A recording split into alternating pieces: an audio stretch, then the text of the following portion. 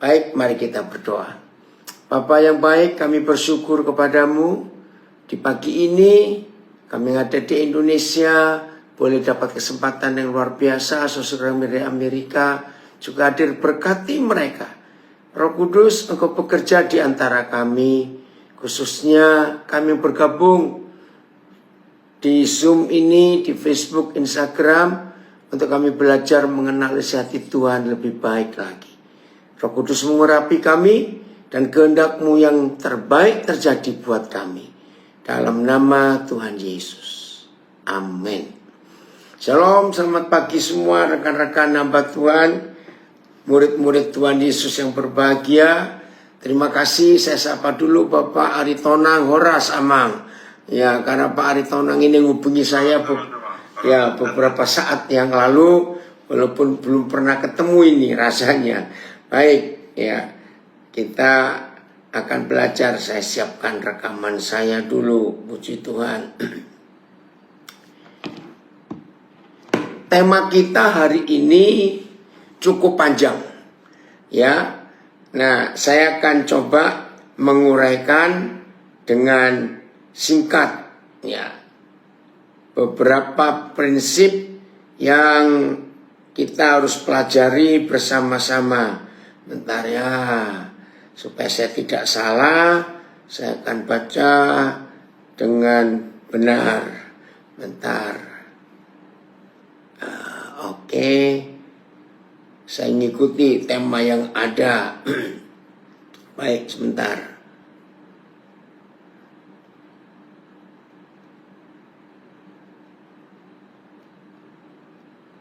Maaf. Oke. Peran serta umat dan hamba Tuhan bagi kemajuan pelayanan gereja. Nah, saya akan mulai dari kalimat yang terakhir, pelayanan gereja. Kalau saudara mendengar dari firman, ya bukan dari saya selalu berusaha kalau dapat kesempatan untuk berbagi, untuk mengajar, itu saya berusaha selalu untuk tidak keluar dari Alkitab. Ya, itu selalu saya usahakan. Nah, nanti kalau ada hal-hal yang kita sudah baca di Alkitab dan itu tidak cocok dengan apa yang ada di pikiran saudara, ya, atau tidak cocok di dalam pola pelayanan saudara, ini pendahuluannya penting. Tolong, jangan saudara protes dulu, jangan saudara langsung keluar dari acara ini, jangan. Tunggu sampai selesai. Karena ada banyak hal yang selama ini kita kerjakan, ternyata itu karena pengalaman. Bukan karena apa yang tertulis di Alkitab. Nah, saya mendahului ini, jangan kaget. Ketika saya mendapat tema ini dari Bapak Aritonang, saya merenung, saya coba-coba meneliti apa itu, ya. Nah, hari ini kita akan belajar. Yang pertama, pelayanan gereja. Apa itu pelayanan gereja? Maaf, yang selama ini kalau kita mendengar kata pelayanan gereja, maka itu hanya seputaran aktivitas di dalam gedung gereja. Ya, seputaran itu saja. Dan biasanya kita lakukan pada hari Minggu. Tidak salah, karena memang ada beberapa ayat dalam Perjanjian Baru tentang ibadah minggu itu.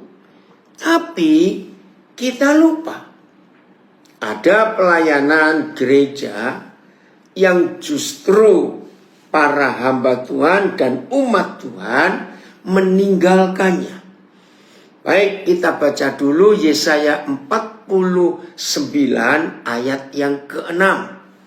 Yesaya 49 ayat yang ke-6. kita perhatikan. Ya. Yesaya 49 ayat yang ke-6.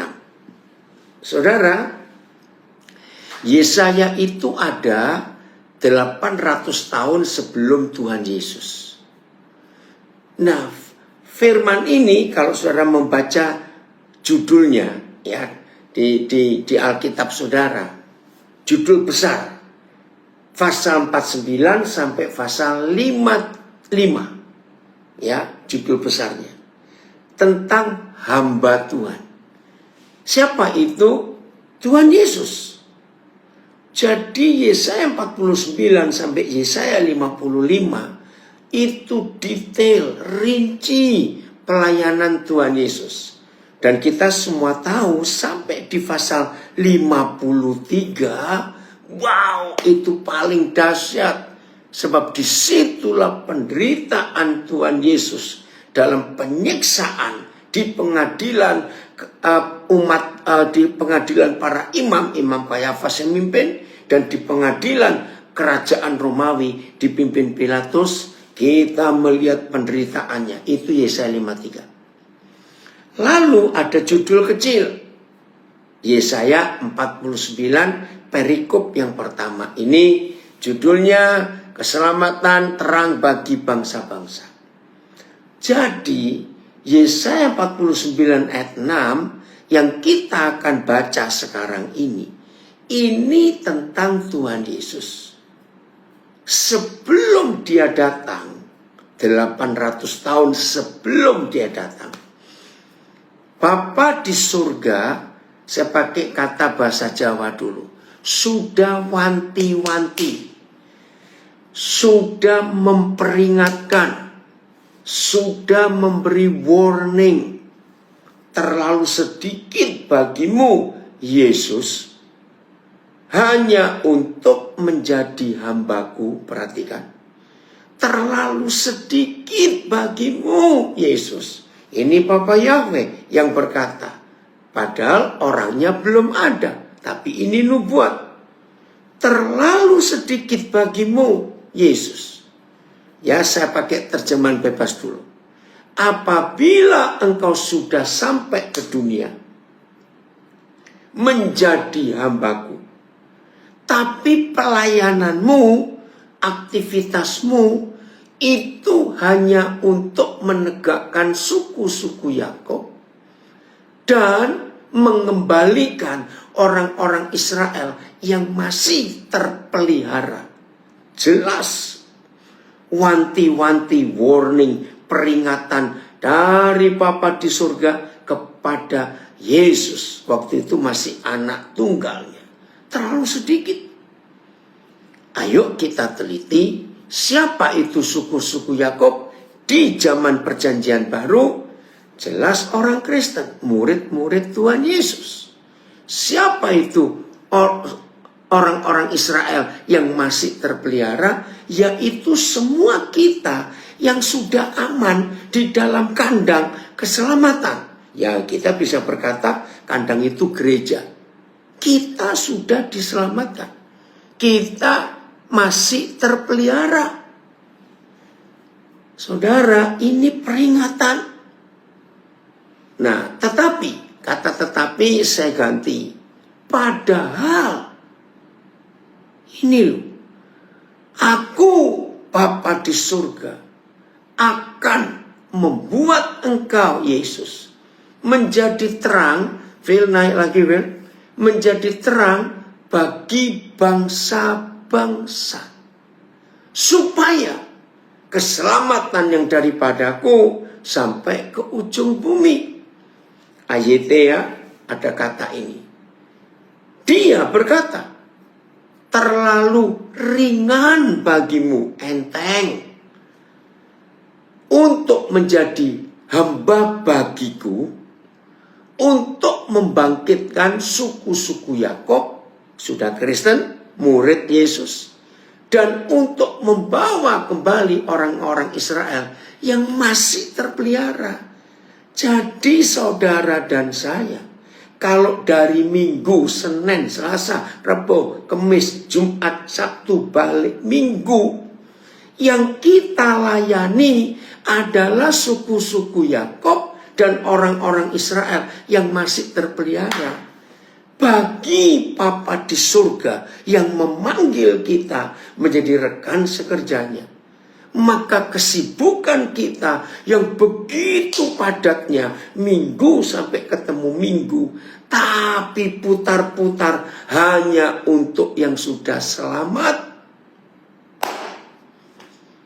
terlalu sedikit. Walaupun kita sibuk padat jadwal pelayanan kita, tapi kalau hanya untuk yang sudah selamat masih terpelihara, Bapa Yahweh berkata, ringan, terlalu ringan, terlalu sedikit. Karena Dia memanggil kita, lihat, aku juga akan menjadikanmu terang bagi bangsa-bangsa, sehingga keselamatanku dapat sampai ke ujung bumi. Maaf, dengan kalimat lain, jebakan setan atas gereja berhasil. Jadi setan memutar-mutar kita terus di seputaran ibadah. Kalau enggak minggu, ibadah keluarga, ibadah ini, ibadah ucapan syukur, ibadah ulang tahun, ibadah pindah rumah, ibadah duka, terus hanya dari kita untuk kita. Padahal tadi disapa ada Pak Lukas, ada Bu Sunari, itu bukan ibu bapak. Nah, itu di Aceh. Saya sekarang dengan mereka itu ada di Banda Aceh. Nah, terlalu sedikit kalau kita sibuk dari Senin sampai Senin, tapi hanya untuk yang sudah selamat. Oh, yang mana Phil? MLT atau PIS? PIS. Yahweh berkata kepadaku, tugas yang lebih besar menanti engkau, hai hambaku. Kau tidak hanya akan memulangkan sisa keturunan Yakub dan memulihkan kebesaran suku-suku Israel, tetapi kujadikan pula terang bagi bangsa-bangsa, supaya seluruh dunia diselamatkan. Tadi ada yang komen, Andre Agus Andre itu hamba Tuhan misi yang ada di Denpasar. Jadi saudara dan saya, kalau dari minggu ketemu minggu lagi, putar-putar sibuk hanya yang untuk yang sudah selamat, kecil, sedikit, ringan, lalu setan bertepuk tangan, hore, Kak, kita berhasil menjerat hamba-hamba Tuhan ini hanya untuk sibuk yang melayani yang sudah Kristen. Ayo, dengan tema yang terpilih, ini saya intermezzo aja. Kalau ada yang gak setuju dengan apa yang saya sampaikan, protes ke Pak Aritonang karena saya dapat tema ini dari beliau, maafnya. Jadi pelayanan gereja itu bukan di ibadah saja, tapi harus keluar. Matius 25. Semua kita yang menyebut umatnya dan hambanya wajib memberikan perhatian lebih dari Matius 25 ini, karena judulnya menakutkan, penghakiman terakhir. Bersyukur di Alkitab ada tulisan, ada firman penghakiman terakhir. Berarti setelah ini nggak ada lagi apa-apa. Maka itu hamba-hamba Tuhan, pelayan Tuhan, murid Yesus, umat Tuhan harus perhatikan penghakiman terakhir ini. Apa pasal-pasal penghakiman terakhir ini? Pasal-pasalnya bukan bertanya doamu berapa jam sehari, persembahanmu berapa banyak kalau ibadah, khotbahmu berapa kali seminggu, jemaatmu berapa besar, gedung gerejamu masih dari permanen atau semi permanen. Tidak. Penghakiman terakhir ini, langsung aja ayat 40 ya, supaya waktunya. Ayat 40, ingat loh, ini penghakiman terakhir. Kita harus melihat itu. Kita masih pada kalimat pelayanan gereja. Dan raja itu akan menjawab mereka, aku berkata kepadamu. Ingat loh, ini penghakiman terakhir. Tolong kami Roh Kudus untuk hidup berkenan kepada Tuhan. Dan raja itu akan menjawab mereka, aku berkata kepadamu, sesungguhnya bukan sesuatu, tapi segala sesuatu. Bedakan.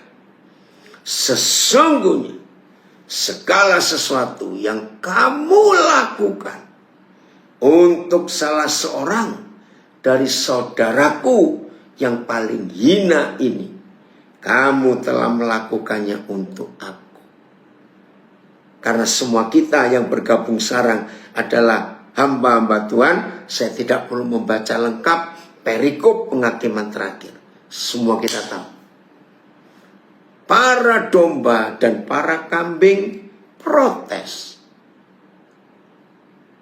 Raja, kapan kami melihat engkau lapar, engkau telanjang, engkau sakit, engkau di penjara, engkau haus, dan seterusnya? Kapan? Di mana?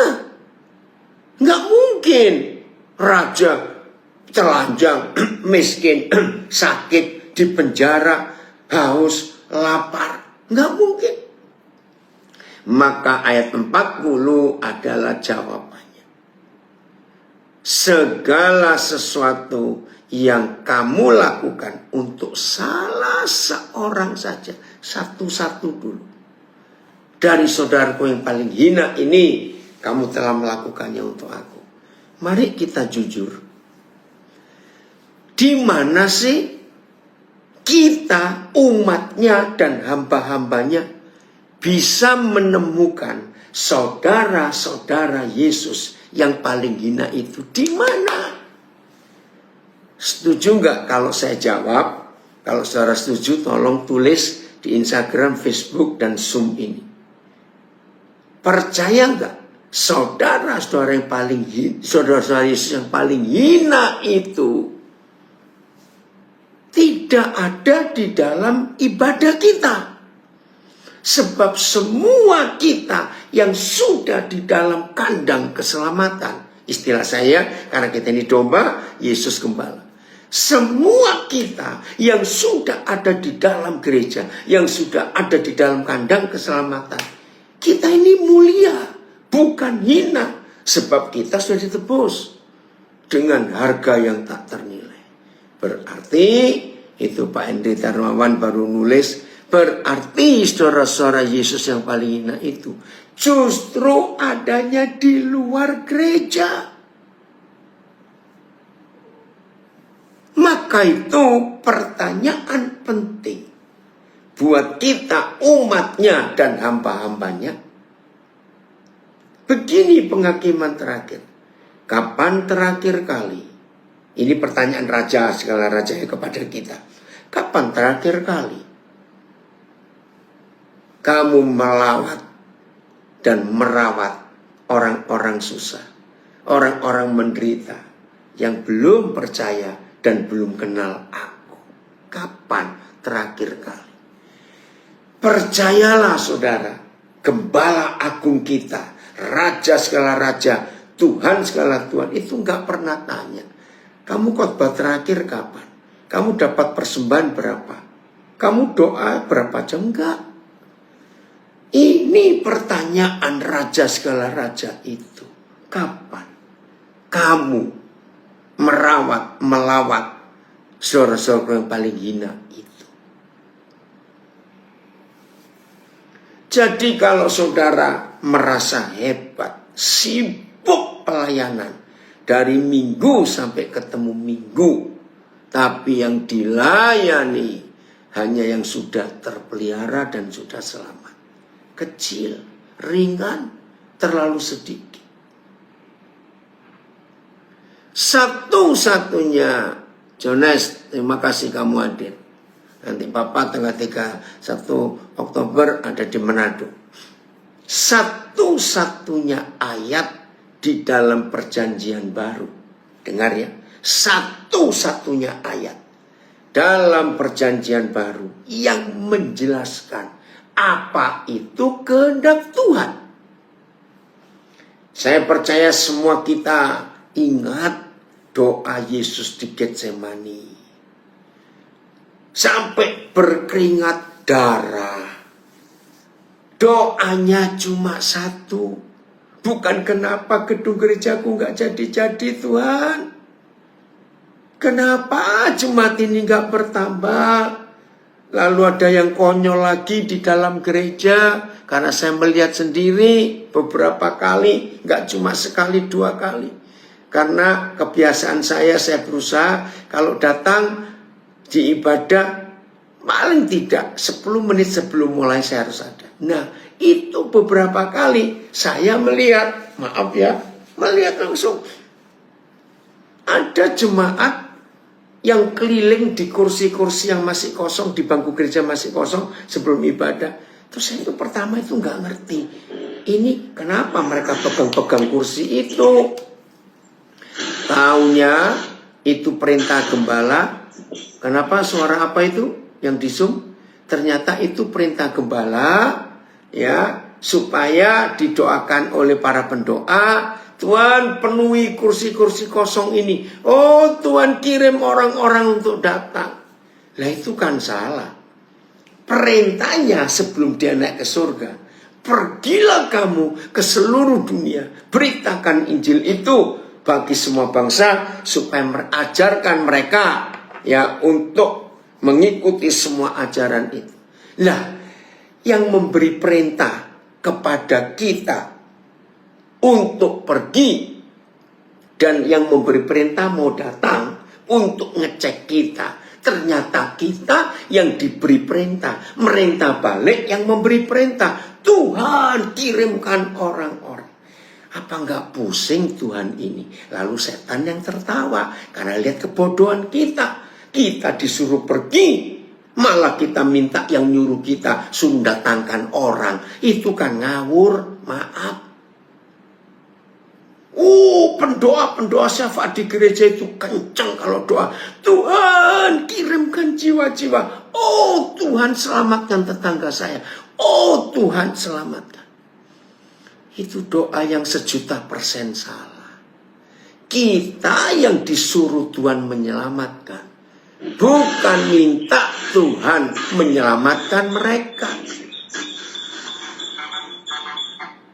Kalau kita dengan Tuhan saling suruh, kalau kita dengan Yesus saling perintah, pergilah, kita diperintah, kita merintah, carilah, datangkan orang, ampun dah. Ayo berubah. Jadi pelayanan gereja harus, anak saya dari Nabi Tony Sambara, puji Tuhan. Harusnya kita pergi. Ini di ayatnya. Satu saja. Ayat di perjanjian baru yang menuliskan apa itu kehendak Tuhan. Nggak ada 2 ayat, cuma 1. 1 Timotius 2 ayat 4. Ayo kita lihat. 1 Timotius 2 ayat yang keempat. Inilah satu-satunya ayat dalam perjanjian baru yang memberitahukan kita apa itu kehendak Tuhan. Yang menghendaki, jelas ya, supaya semua orang diselamatkan. Bukan dikristenkan, beda. Semua orang. Karena itu hati Bapa. Ayat terbesar di seluruh Alkitab adalah Yohanes 3:16. Karena begitu besar kasih Bapa kepada dunia. Kita hafal. Nah, itu yang kita harus kerjakan sebagai pelayanan gereja. Yang menghendaki supaya semua orang diselamatkan dan memperoleh pengenalan, bukan pengetahuan. Memperoleh pengenalan kepada kebenaran. Nggak usah ragu. Siapa kebenaran itu? Akulah jalan. Akulah kebenaran. Ya Yesus.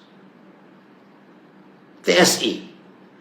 Dan sebagai penyelamat, dia menginginkan agar setiap orang diselamatkan dan mengenal ajaran-ajaran benar tentang Kristus. Nah, maka itu kalau ada gereja mengajak jemaat untuk gini, saudara, mari kita doa puasa untuk mencari kehendak Tuhan. Maaf loh saudara, itu salah. Kehendak Bapa sudah jelas ada di 1 Timotius 2 ayat 4. Karena tidak ada ayat lain kecuali ini. Jadi kalau kehendak Tuhan sudah jelas supaya semua orang diselamatkan, kita nggak perlu cari lewat doa puasa lagi. Ya kerjakan yang sudah tertulis.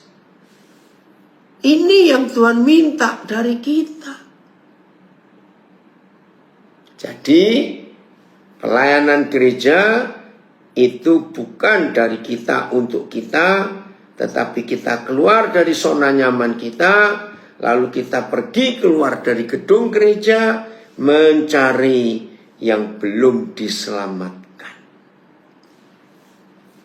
Oke, naik hamba Tuhan. Ya, jadi temanya peran serta umat dan hamba Tuhan bagi kemajuan pelayanan gereja. Saya kecepatan. Yang kedua kita bahas bagi kemajuan. Nah, ini dia. Semua kita kalau mendengar kata kemajuan gereja, saudara, ada istilah yang salah. Itu dibawa dari gereja Amerika, church planting.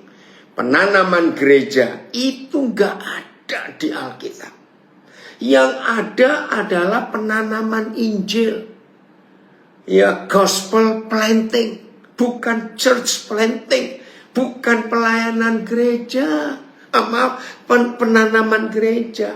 Gereja itu nggak usah ditanam karena benih itu adalah firman untuk keselamatan jiwa-jiwa.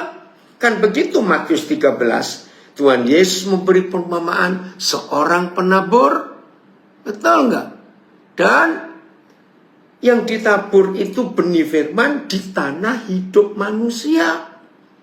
Jadi nggak ada istilah church planting di Alkitab. Cari sampai robek Alkitab saudara. Nggak ketemu. Yang ketemu adalah gospel planting. Penanaman Injil. Itu baru benar. Nah, maaf. Dengan tema bagi kemajuan gereja. Saudara, 100% kalau kita mendengar penanaman gereja, kemajuan gereja, 100%. Di hampir semua benak murid Yesus, dari New York hadir, puji Tuhan.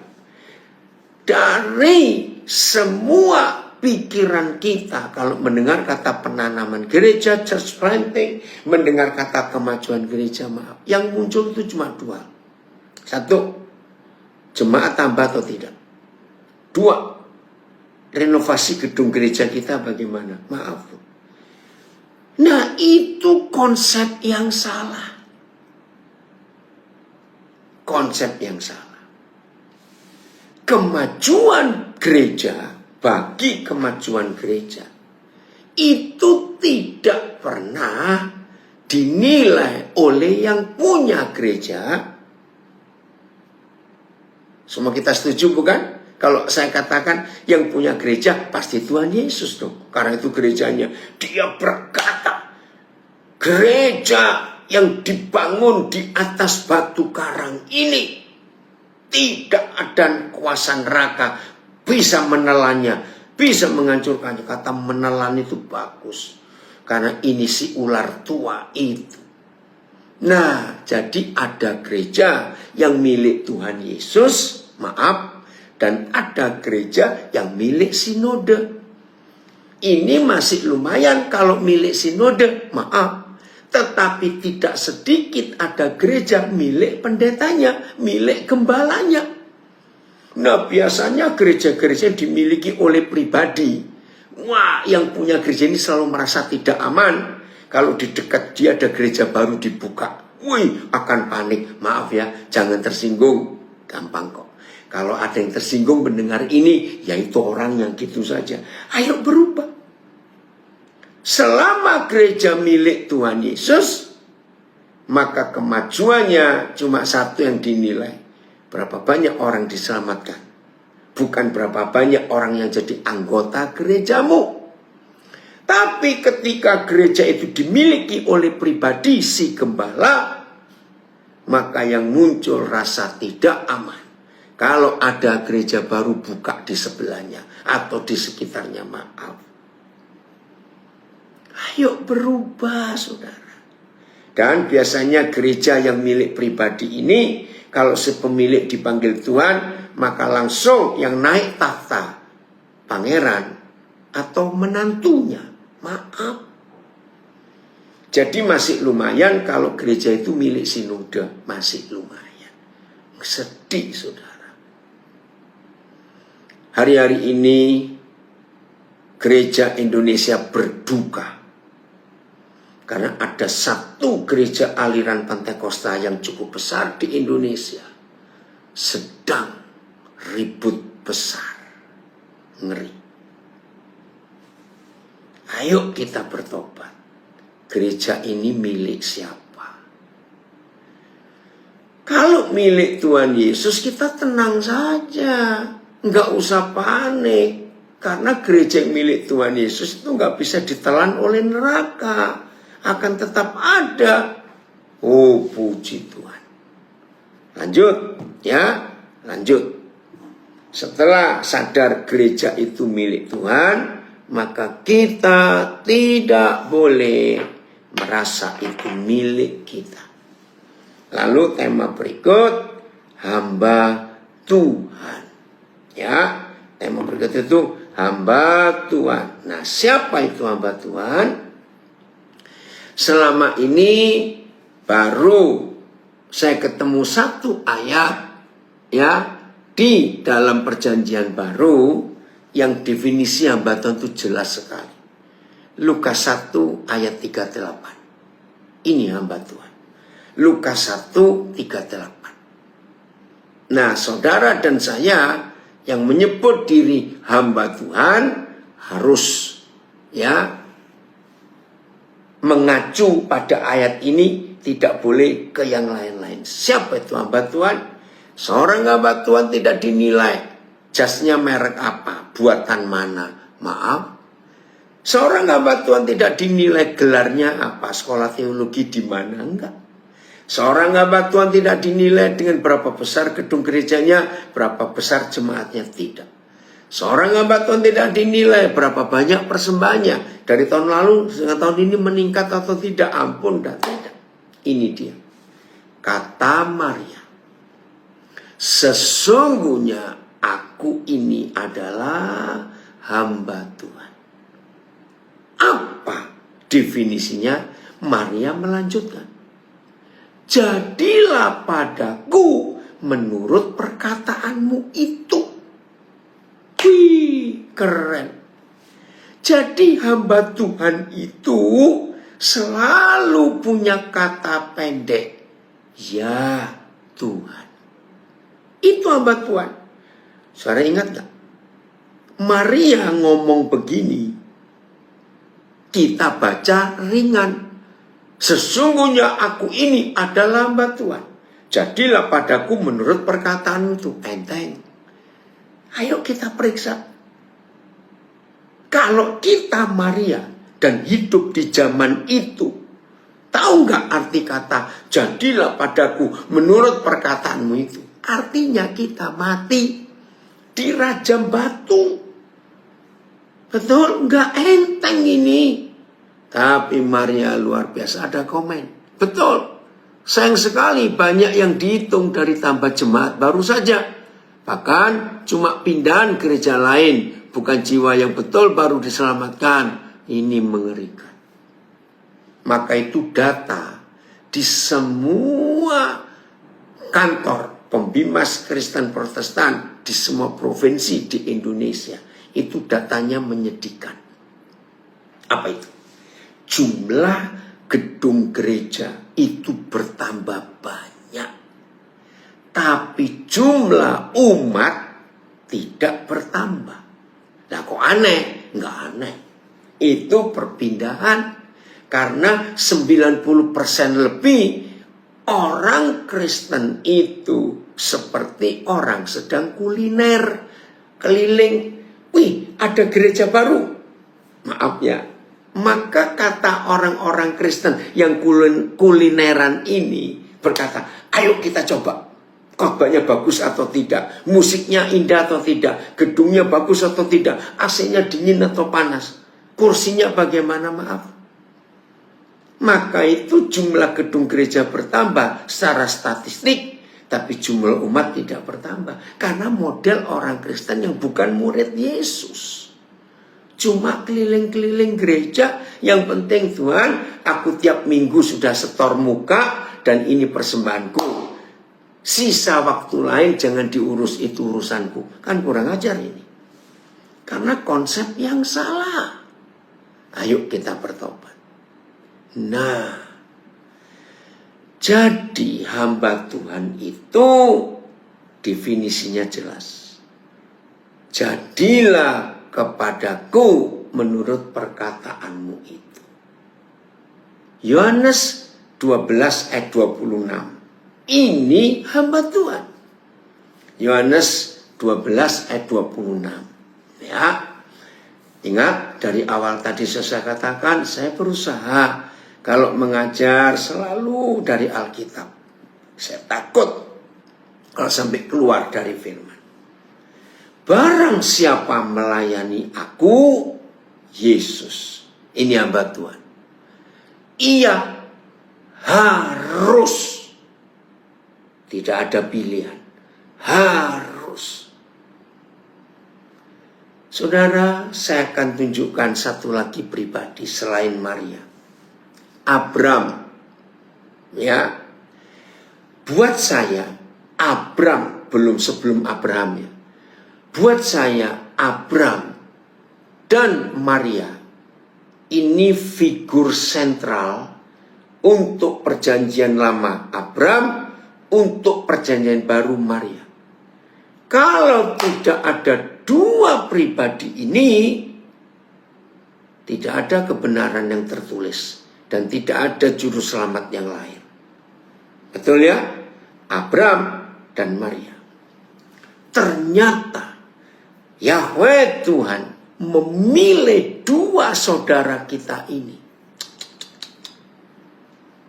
dengan satu penilaian bahwa Abram dan Maria adalah hamba Tuhan yang tidak punya pilihan untuk hidupnya. Pilihannya cuma satu. Harus mengikut aku, kata Tuhan Yesus. Kalau Abraham punya pilihan, pasti dia bantah. Maaf ya, ingat, bisnisku belum selesai di daerah rumah ayahku ini. Oh, siapa itu? Kalau Maria punya pilihan, maka dia akan menolak.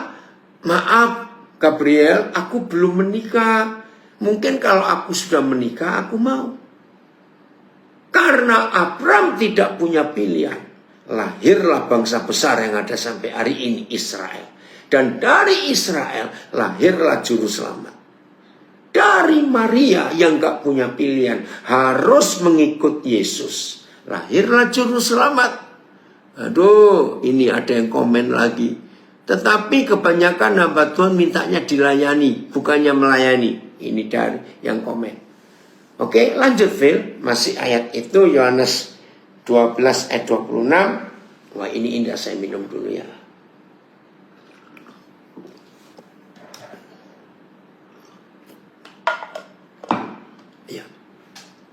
Saya ulangi, Yohanes 12:26. Barang siapa melayani aku, hamba Yesus, hamba Tuhan. 1. Ia harus mengikut aku, tidak punya pilihan. 2. Dan di mana Yesus berada, Tuhan berada, bos berada, di situ pun hambaku, pelayanku akan berada. Yang ketiga, barang siapa melayani aku menjadi hambaku, wow, terima kasih, ia akan dihormati Bapa. Saudara coba temukan sendiri kata-kata yang lain. Apa kalimat lain dihormati Bapa? Oh, ada banyak.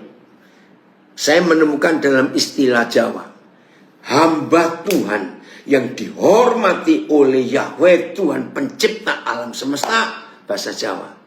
Kepada hamba seperti ini, setan ora doyan, demit orang dulit. Ini bahasa Jawa. Apa itu?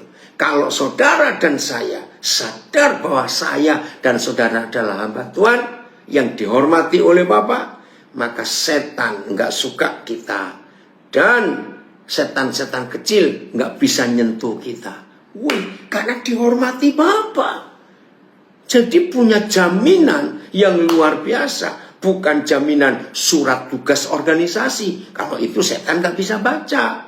Tapi kalau setan tahu bahwa kita hamba Tuhan itu dihormati oleh Bapa, nah buat setan orang ini bahaya, nggak bisa disentuh. Haleluya. Nah tapi masalahnya jangan marah kalau ada yang tersenggol atau tertembak atau tersinggung. Saya akan uraikan. Ternyata ada 3 model hamba Tuhan yang lain lagi. Harusnya hamba Tuhan hanya 1 model, ya ini. Barang siapa melayani aku, ia harus mengikut aku, dan di mana aku berada, di situ pun pelayanku akan berada. Barang siapa melayani aku, ia akan dihormati Bapa. Nah maaf, izinkan saya menggunakan Yohanes 12 ayat 26, tapi dengan 3 kriteria, ya, 3 kriteria, ya, untuk menilai kita ini hamba siapa, ya. Nggak usah didoakan biar bubar sekalian. Ngapain didoakan kalau gereja berselisih antara pimpinan gereja dengan jemaat? Buat saya itu nggak usah didoakan. Kalau saya biar bubar sekalian, karena itu bukan gereja Tuhan. Maaf ya, ada yang komen itu. Oke, dengar. Nomor 2, hamba organisasi. Ada toh? Pelayan Tuhan tunduk pada organisasi, kayak main catur dipindah-pindah begitu. Barang siapa melayani organisasi, maaf ya jangan tersinggung dulu ya. Barang siapa melayani organisasi, ia harus mengikut organisasi. Dan di mana organisasinya berada, di situ pun pelayan organisasi akan berada. Barang siapa melayani organisasi, ia akan dihormati ketua sinode. Wajar, karena ketua sinode itu bangga kepada para pendeta di sinodenya yang taat, dipindah ke sini mau, pindah ke situ mau. Maaf. Yang berikut, hamba istri. Maaf ya, maaf. Barang siapa melayani istri, ia harus mengikut istri. Dan di mana istri berada, di situ pun pelayan istri akan berada.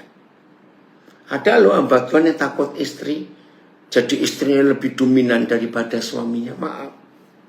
Barang siapa melayani istri,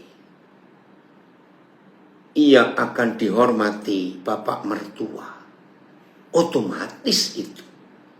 Karena mertua senang anaknya nggak dibuat menderita. Karena hamba Tuhan yaitu menantunya nggak pelayanan di daerah kering. Maaf, saya cuma pinjem istilah. Nah, ada yang lebih celaka lagi dari yang 2 ini. Barang siapa melayani uang, nah ia harus mengikut uang. Dan di mana duit itu berada, di situ pun pelayan uang akan berada. Barang siapa melayani uang, akan dihormati mamon. Ngeri. Ayo kita bertobat. Jujur, hari ini bagaimana Eser? Sudah normal kembali? Ini ada beberapa tempat yang jaringannya kurang bagus. Tuhan tolong. Mari saudara, diri kita periksa dari 4 model hamba Tuhan. Yang pertama, hamba Tuhan yang benar mengikut Yesus. Kedua, hamba organisasi. Ketiga, hamba istri. Keempat, hamba uang. Kiranya semua kita diperkenan untuk betul-betul menjadi hamba Tuhan. Ini dia. Ayo kita berubah. Nah, setelah kita membahas hamba Tuhan, ya, kita lanjutkan. Ini supaya saya nggak salah. Umat Tuhan. Apa itu umat Tuhan? Wah, luar biasa. Kalau umat Tuhan ini adalah milik Tuhan sendiri, hidup ini aman. Yohanes 14 ayat 20. Siapa itu umat Tuhan? Oh, ada komen dari Nabire. Hamba sinode, hamba istri, hamba uang. Semuanya jadi hambatan. Bukan hamba lagi, hambatan. Oke. Pada waktu itulah, ini umat Tuhan. Pada waktu itulah kamu akan tahu, umat Tuhan, bahwa aku di dalam Bapakku, dan kamu di dalam aku, dan aku di dalam kamu. Haleluya. Jadi kriteria umat Tuhan itu, saudara dan saya tersimpan, terbungkus luar dalam. Dengar istilah saya ini. Saudara, kalau kita membungkus sesuatu, itu nggak bisa luar dalam. Bungkus itu cuma dari luar. Bagaimana kita bisa membungkus sesuatu dari luar dan dari dalam? Ternyata hanya umat Tuhan yang terbungkus oleh Tuhan Yesus dari luar dan dari dalam. Wah, ini luar biasa. Kita teliti ya, ayat pendek ini dahsyat dampaknya kalau kita hidupi. 1, siapa di dalam siapa? Coba lihat Alkitab saudara. 1, Yesus di dalam Bapa. Ini luar biasa. Yesus di dalam Bapa. Renungkan. Kedua, siapa di dalam siapa? Kamu di dalam aku. Saudara dan saya di dalam Yesus. Sadar nggak? Kalau kita nggak cuma di dalam Yesus. Kalau kita di dalam Yesus sekarang, yang mana Tuhan Yesus sudah lebih dulu ada di dalam Bapa. Berarti kita umatnya ini dibungkus oleh 2 pribadi yang dahsyat. Berarti saudara dan saya sebagai umatnya itu terlindung, tersembunyi di dalam 2 pribadi. Pencipta alam semesta, Bapa kita. Dan di dalam Yesus Kristus, Tuhan segala Tuhan dan Raja segala Raja. Bayangkan, setan mana berani merebut kita. Karena nggak mungkin setan bisa melewati 2 barikade ini. Barikade Yesus dan barikade Bapa. Nggak mungkin. Seru. Belum selesai. Yang ketiga, siapa di dalam siapa? Wow, terima kasih Papa. Arif, sabar sebentar ya Arif. Papa lagi kesulitan juga ya. Kalau kita sudah di dalam dua pribadi, yaitu di dalam Yesus, dalam Bapa. Lalu, Pak Phil, keluarkan lagi, belum selesai Papa Phil. Lihat ayat ini. Oh. Tunggu. Iya, ada gangguan sinyalnya. Sabar.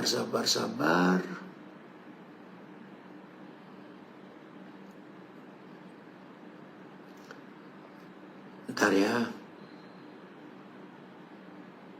Ada gangguan.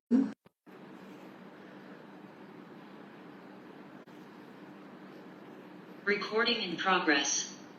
Ya. Oh, sudah nyambung lagi ya? Ya. Puji Tuhan, nyambung lagi. Ternyata sinyalnya semua hilang ini. Di Facebook saya, Instagram saya. Bagaimana Instagram, Facebook? Sudah aman ya? Puji Tuhan, terima kasih. Nah, kita lanjut. Yohanes 14 ayat 20. Ini penting sekali. Ya, saya ulangi. Setelah kita sebagai umat Tuhan terlindung, tersimpan, tersembunyi di dalam Yesus dan di dalam Bapa, ternyata belum cukup. Bagian terakhir, aku Yesus di dalam kamu. Wih, ini dahsyat saudara. Sadar gak? Kita di dalam Yesus dan di dalam Bapa. Ternyata di dalam kita masih kosong. Maka itu Tuhan Yesus masuk ke dalam kita. Jadi, di luar ada Bapa dan Yesus, di dalam ada Yesus. Boleh nggak saya pakai istilah dibungkus luar dalam? Wow, ini loh jaminan yang luar biasa. Nah, kalau kita hidup dengan cara seperti ini, apa yang kita perlu takutkan? Willemon sudah normal lagi, nggak putus-putus ya. Bayangkan kalau kita, makasih dari Medan Petrus aman jaringannya. Jadi kalau kita sebagai umatnya hidup seperti ini, sebagai hamba-hambanya dapat jaminan yang luar biasa, dihormati oleh Bapa. Nggak mungkin pekerjaan Tuhan akan keteteran, tidak mungkin pekerjaan Tuhan akan amburadul, tidak mungkin pekerjaan Tuhan tidak ada jaminan. Tadi di Zoom, saya nggak sebut namanya, ada yang minta tolong doakan suatu gereja yang antara pimpinan dengan jemaat sedang ribut. Ingat tadi saya katakan nggak usah didoakan, biar bubar sekalian. Bukan saya kejam. Ingat, tidak semua gereja itu milik Tuhan. Setelah kita tahu jaminan hamba Tuhan itu dihormati oleh Bapa, setelah kita tahu jaminan sebagai umat Tuhan, kita ini dibungkus luar dan dalam. Hidup ini luar biasa. Maka itu kalau sampai ada gereja kacau, amburadul, perpecahan terjadi, saudara nggak usah pusing. Itu bukan gerejanya Tuhan. Itu gereja, organisasi, dan milik gembalanya. Jadi biarin saja.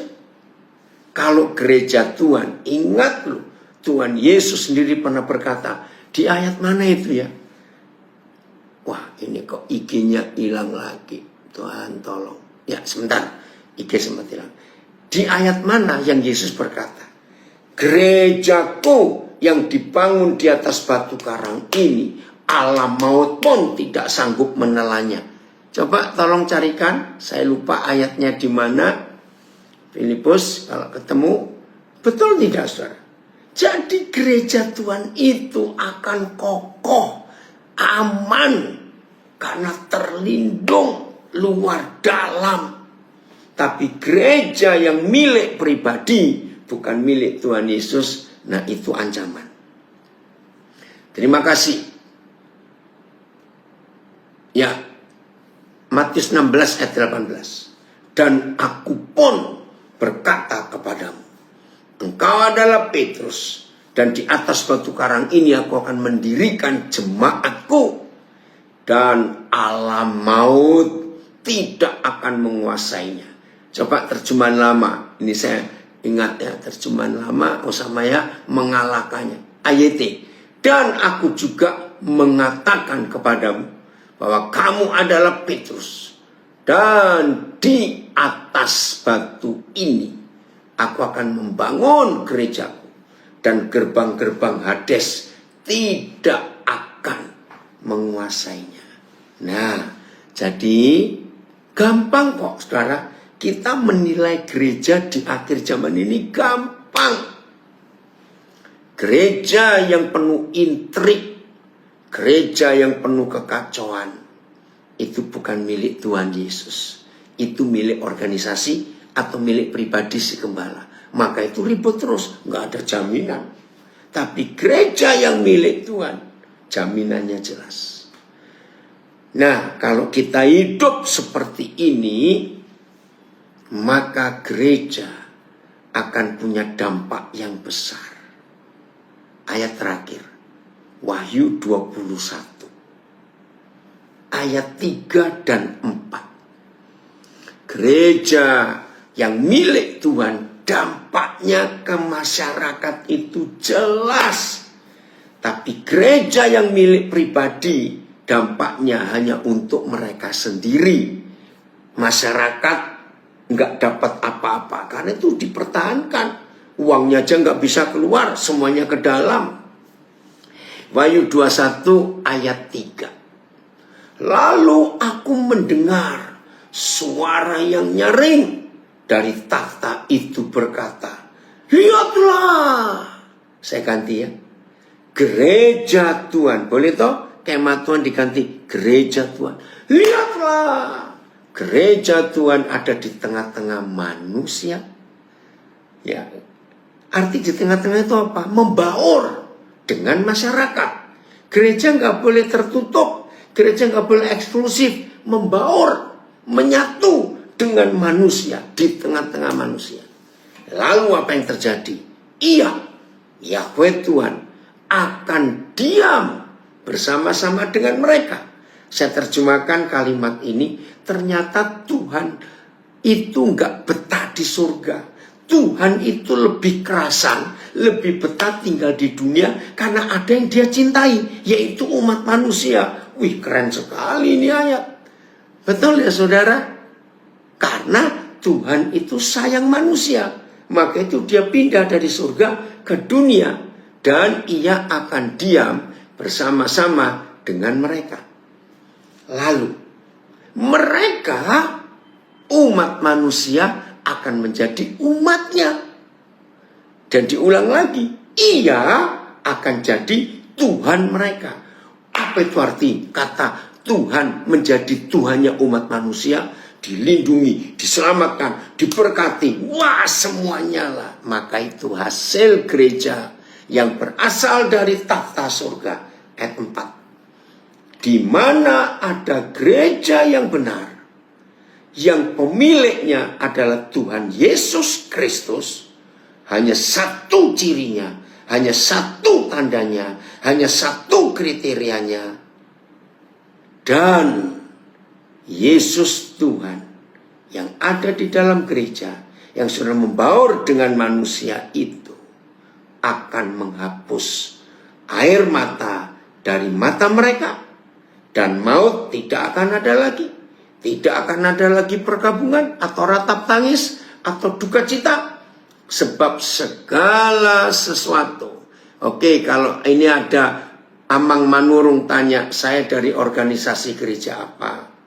Saudara, saya sudah dikeluarkan dari organisasi gereja saya yang lama karena saya nggak diakui karena model pelayanan saya seperti ini. Akhirnya saya menjadi gereja yang milik Tuhan Yesus.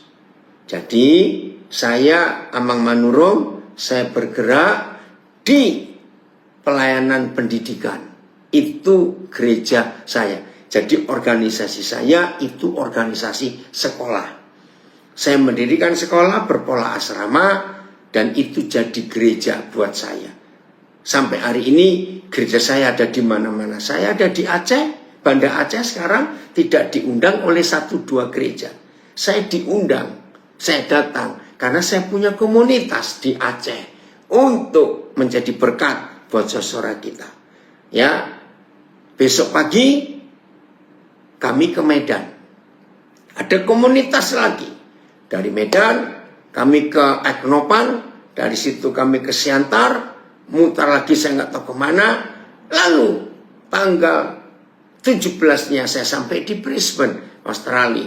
Ada lagi gereja di sana, jemaat komunitas. Itu Pak Manuro. Saya lanjutkan.